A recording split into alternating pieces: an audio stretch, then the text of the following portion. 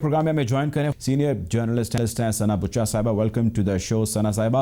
आपसे सवाल मेरा ये है, आप ये बताइए कल का जो ये जलसा था, उस जलसे के हो जाने के बाद क्या पीडीएम की जो तहरीक है वो मजीद स्ट्रॉन्ग हो गई है? क्योंकि आने वाले 2 और मजीद जलसे रह गए। उसके बाद मौलाना साहब ने, चूंकि उनके लीडर हैं, उन्होंने नया अपना जो है वो लाएमल स्ट्रैटेजी तय करनी है। कैसे देखते हैं आप इसको सना?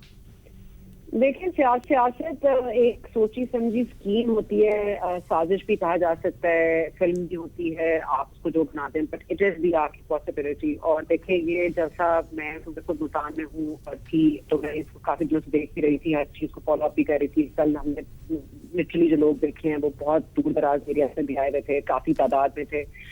मसला ये है कि ये एक बड़ा टफ क्वेश्चन है कि मतलब ये किसकी जीत हुई है। क्या ऑपोजिशन जीतती है जलसा करके? तो वो कह रही है कि वो जीत गई है। उन्होंने कहा कि उन्होंने जलसा कर लिया इस पूरी कोशिश के बावजूद जो हुकूमत ने लगाई। हुकूमत वहाँ कह रही है कि हमने तो एक तो साधन का जो एक्सेस था वो खत्म किया है। हमने ये कहा कि मॉडल टाउन वाला सानिया दोबारा रिपीट ना हो जाए, हम लोगों की जानों के साथ ना खेलें।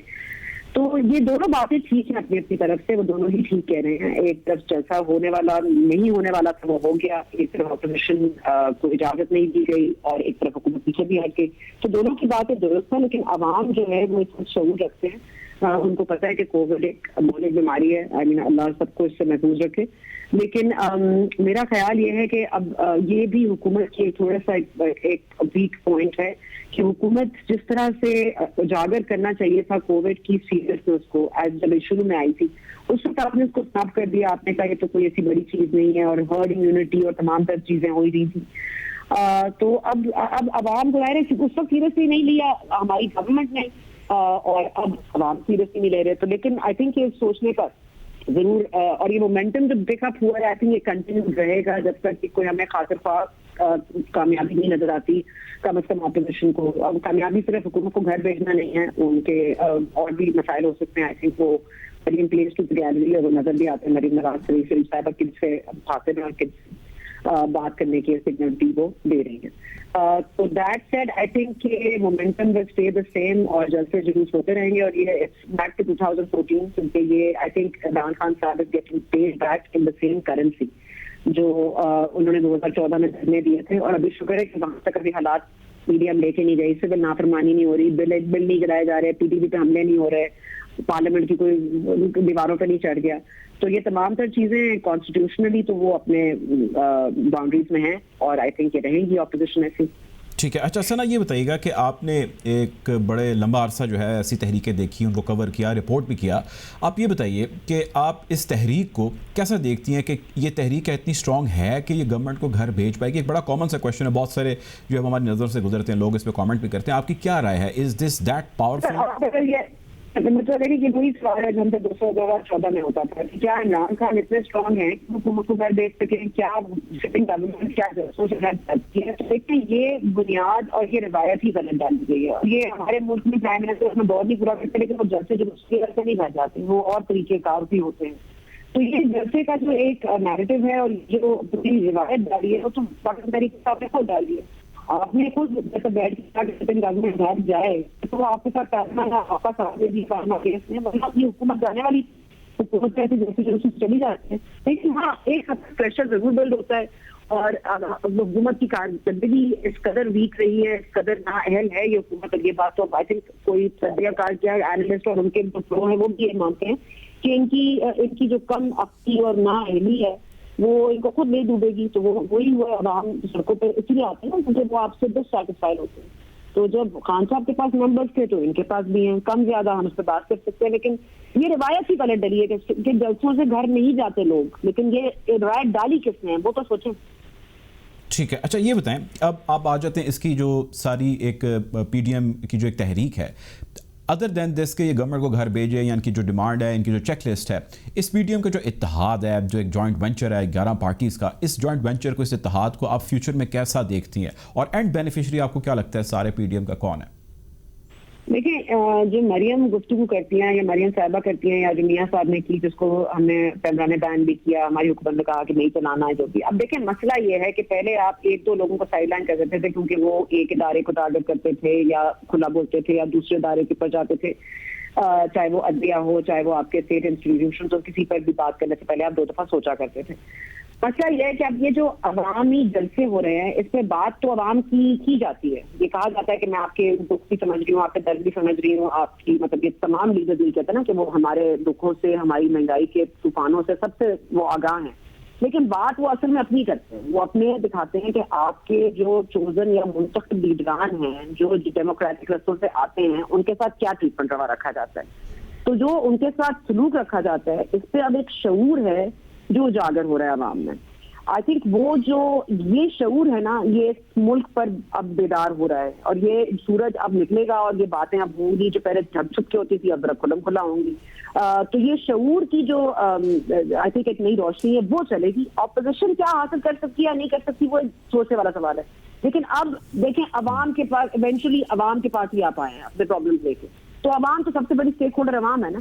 तो अब अवाम ने क्या बिहेव करना है या किसको मानना है, वो अवाम पे छोड़ देते हैं, वाकई जमहूरियत रहने देते हैं। लेकिन सना साहिबा, तो वो फैसला करना। शऊर तो आपने जैसे जिक्र किया कि शऊर उजागर हो रहा है लोगों के अंदर। अब ऑप्शन एक इलेक्टोरल प्रोसेस है जिसके जरिए मुंतखब करते हैं वो नुमाइंदगान को। ऑप्शन कौन सी रह जाएंगे अवाम के पास अगर वो ये समझ लेंगे कि जी ये जो अपोजिशन है ये अपने मकासद के लिए तहरीक कर रही है, गवर्नमेंट जो है वो अपनी सियासत कर रही है, तो जब ये 2023 के इलेक्शन आएंगे, गवर्नमेंट सेलेक्ट होगी कोई, तो लोग किसको मुंतखब करेंगे? ऑप्शन तो फिर भी वही रहेंगी।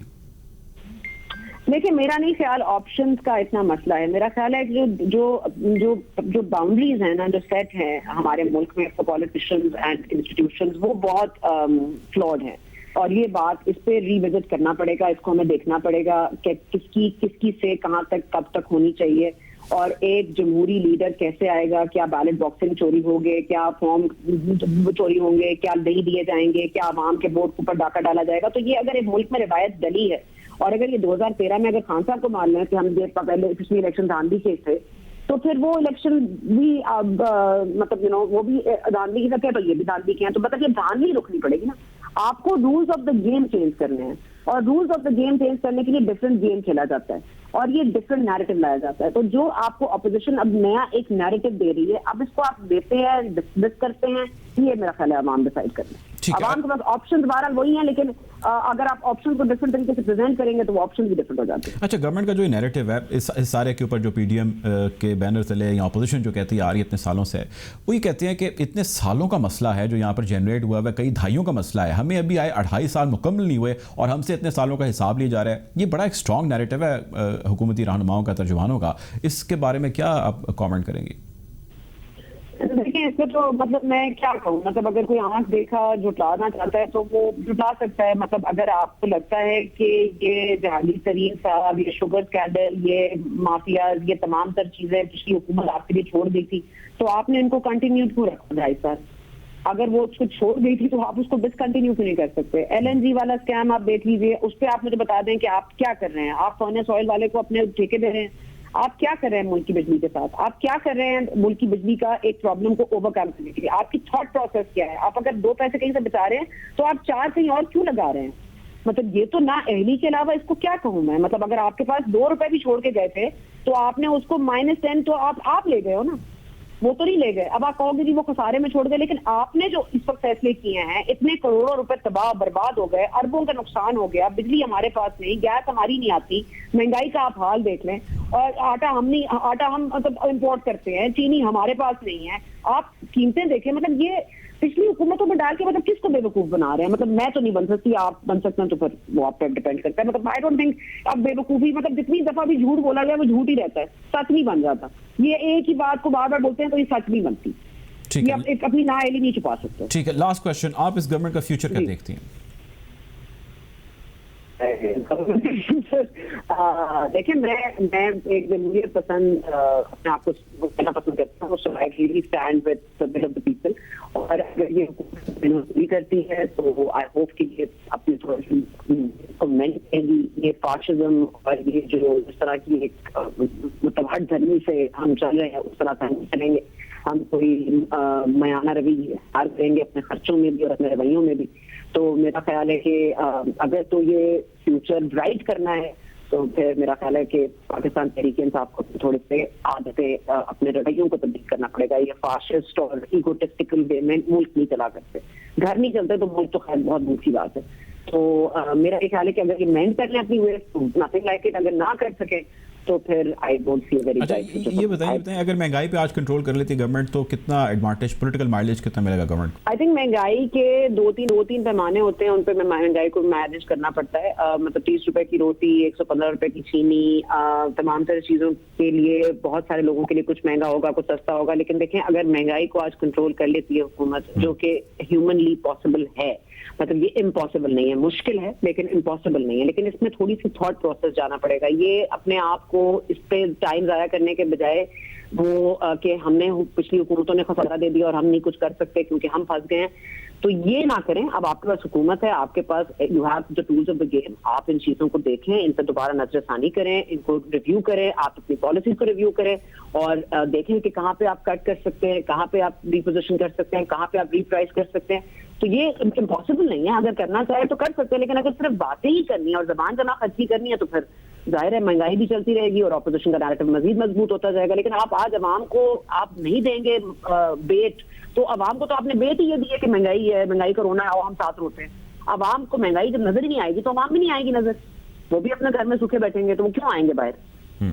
तो इसलिए दोनों तरफ को सोचना जरूरी है। और आई थिंक महंगाई कम करने का मतलब जो कोई वो तो नहीं है, कोई स्पेल तो नहीं है जो किसी विच के पास है, किसी परी के पास है। वो हुकूमत अपना खुद देख ले, सोच ले, हो सकता है बिल्कुल कंट्रोल हो सकता है। बहुत शुक्रिया।